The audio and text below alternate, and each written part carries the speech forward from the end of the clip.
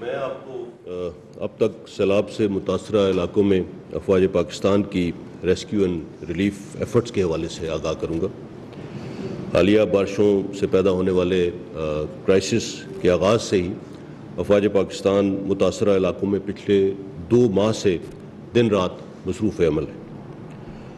افواج پاکستان کا ہر ایک سپاہی اور آفیسر اسے ڈیوٹی کی بجائے ایک مقدس فریضہ سمجھ کر سر انجام دے رہا ہے۔ یہی وہ جذبہ تھا جس کے تحت لیفٹیننٹ جنرل سرفراز علی، میجر جنرل امجد حنیف، بریگیڈیئر محمد خالد، میجر سعید احمد، میجر طلحہ اور نائک مدثر فیاض اپنے عوام کی خدمت کرتے ہوئے ایک ہیلی کاپٹر حادثے میں انہوں نے شہادت نوش کی۔ جولائی اور اگست میں ہونے والی کور کمانڈرز کانفرنس میں بھی سیلاب متاثرین کی ہر ممکن مدد کرنے کا عزم کیا گیا اور اس حوالے سے آرمی چیف نے خصوصی ہدایات دی، اور ان ہدایات کے مطابق مشکل کی اس گھڑی میں ہم عوام کو تنہا نہیں چھوڑیں گے، اور چاہے اس کے لیے کتنا ہی وقت اور کتنی ہی کوشش درکار ہو۔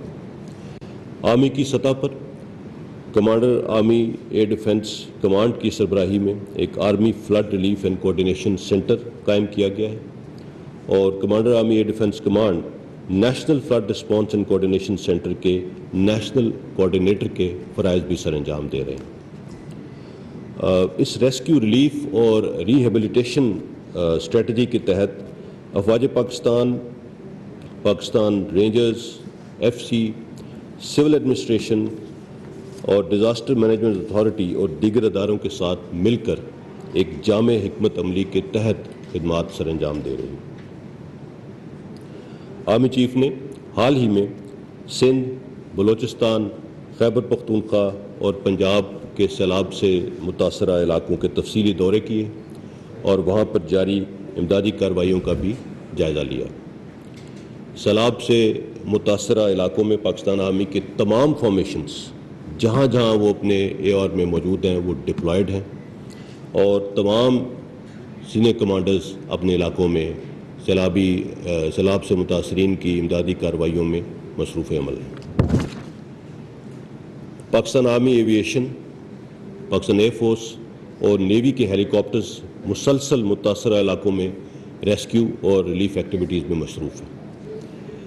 آرمی ایویشن کی اب تک 276 ہیلی کاپٹر سارٹیز مختلف علاقوں میں آپریٹ کی گئی ہیں، اور خراب موسم اور دیگر چیلنجز کے باوجود آرمی ایویشن، پی ایف اور نیوی کے پائلٹس نے اپنی جانوں کو خطرے میں ڈال کر نہ صرف لوگوں کو ریسکیو کیا بلکہ ان تک ضروری ریلیف آئٹمز کی دستیابی کو بھی یقینی بنایا ہے۔ کمراٹ اور کالام میں جو لوگ سیلاب کی وجہ سے مختلف جگہوں پہ پھنس چکے تھے، ان سے فوری رابطہ کر کے انہیں آرمی کے ہیلی کاپٹرز پر محفوظ مقامات پر پہنچایا جا چکا ہے۔ کسی بھی ہنگامی صورتحال میں خیبر پختونخوا کی ہیلپ لائن 1125 جبکہ باقی صوبوں کے لیے آرمی ہیلپ لائن 1135 پر رابطہ کیا جا سکتا ہے۔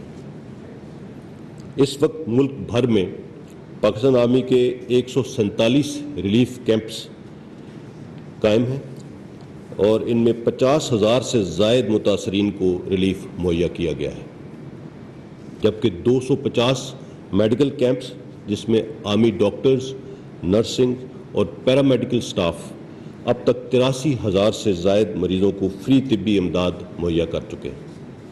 اس کے علاوہ سندھ کے لیے اضافی میڈیکل اور انجینئر ریسورسز کو موو کر دیا گیا ہے، جو وہاں پہ جا کے اپنی ایکٹیویٹیز شروع کر چکے ہیں۔ آرمی نے سیلاب متاثرین کے لیے 3 دن کا راشن جو کہ تقریباً 1,685 ٹن جبکہ 25,000 میلز ریڈی ٹو ایٹ اور کثیر تعداد میں 8 مین اور 4 مین ٹینٹ بھی سیلاب سے متاثرہ خاندانوں میں تقسیم کیے۔ ملک بھر میں آرمی کے 284 فلڈ ریلیف کلیکشن پوائنٹس قائم کیے گئے ہیں۔ ان فلڈ ریلیف کلیکشن پوائنٹس میں اب تک 2,294 ٹن راشن جبکہ 311 ٹن سے زائد ضروریات زندگی کی بنیادی اشیاء پورے پاکستان کے لوگوں نے جمع کرائی ہے۔ اب تک 1793 ٹن راشن اور 277 ٹن کا دیگر ضروریات کا سامان متاثرین میں تقسیم کیا جا چکا ہے۔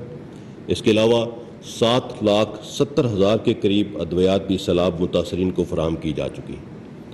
اس کے ساتھ ساتھ پاکستان ایئر فورس اور نیوی کی امدادی ٹیمیں بھی ملک بھر میں ریسکیو اینڈ ریلیف ایکٹیویٹیز میں بھرپور کردار ادا کر رہی ہیں۔ پاکستان ایئر فورس کی ایریل ایفرٹس خاص طور پر قابل ذکر ہیں، جن میں C-130 اور ہیلی کاپٹرز نے 135 سارٹیز کے دوران 1,521 سے زائد افراد کو ریسکیو کیا ہے۔ PAF کے 41 ریلیف کیمپس لوگوں کی مدد کر رہے ہیں اور 35 فری میڈیکل کیمپس میں اب تک 16,000 سے زائد مریضوں کو طبی امداد فراہم کی جا چکی ہے۔ اس کے علاوہ کثیر تعداد میں راشن اور ٹینٹس بھی تقسیم کیے جا چکے ہیں پاکستان ایئر فورس کی جانب سے۔ پاکستان نیوی کی ایمرجنسی رسپانس ٹیمز اور ڈائیونگ ٹیمز ملک بھر میں سیلاب متاثرین کی مدد میں مصروف عمل ہیں۔ اب تک پاکستان نیوی کی جانب سے 55,000 سے زائد فوڈ پیکیجز تقسیم کیے جا چکے ہیں، جن میں 650 ٹن راشن اور 1,080 سے زائد ٹینٹس شامل ہیں۔ اس کے ساتھ نیوی کے 19 میڈیکل کیمپس، جن میں 18,000 سے زائد مریضوں کو فری طبی امداد مہیا کی جا چکی ہے۔ پاکستان نیوی نے اب تک تقریباً 10,000 متاثرین کو ریسکیو بھی کیا ہے۔ سیلاب زدگان کی امداد کے لیے آرمی ریلیف فنڈ اکاؤنٹ برائے سیلاب زدگان قائم کیا جا چکا ہے، جس میں ملک بھر کے لوگ اپنے متاثرہ بہن بھائیوں کے لیے دل کھول کر مدد کر رہے ہیں۔ اسی جذبے کے پیش نظر آرمی کے تمام جنرل آفیسرز نے اپنی 1 ماہ کی تنخواہ سیلاب متاثرین کی مدد کے لیے قائم کیے گئے اس ایمرجنسی فنڈ میں دے دی ہے۔ اس کے علاوہ دیگر آفیسرز اور جوان بھی رضاکارانہ طور پر اس فنڈ میں بڑھ چڑھ کر حصہ لے رہے ہیں۔ اس کے ساتھ ساتھ دوست ممالک کی لیڈرشپ بھی آرمی چیف سے مسلسل رابطے میں ہے، تاکہ سیلاب متاثرین کی ہر ممکن مدد کے لیے اقدامات کیے جا سکیں۔ پاکستان آرمی نے موجودہ صورتحال میں کے پیش نظر اور سیلاب متاثرین سے اظہار یکجہتی کے لیے GHQ میں ہونے والی یوم دفاع کی مرکزی تقریب مؤخر کر دی ہے۔ تاہم شہدائے پاکستان ہمارا اثاثہ ہیں، جن کے دم سے آج ہم ایک آزاد اور محفوظ وطن میں سانس لے رہے ہیں۔ شہداء اور ان کے خاندانوں کی قربانیوں کے نتیجے میں ہم نہ صرف آزاد ہیں، بلکہ انہی کے سبب امن کی فضا قائم ہے۔ ہم انہیں کبھی بھلا نہیں سکتے۔ عوام کا اعتماد افواج پاکستان کا اثاثہ ہے۔ پاکستان افواج ہمیشہ قدرتی آفات اور غیر معمولی حالات میں عوام کی مدد کرنے میں پیش رہی ہیں۔ اس روایت کو برقرار رکھتے ہوئے سیلاب سے متاثرہ علاقوں میں ہر کوشش اور تمام وسائل کو بروئے کار لا کر ہمیشہ کی طرح اس مشکل گھڑی میں بھی عوام کے تعاون سے ہم اس ناگہانی آفت سے نجات حاصل کریں گے انشاءاللہ۔ Thank you.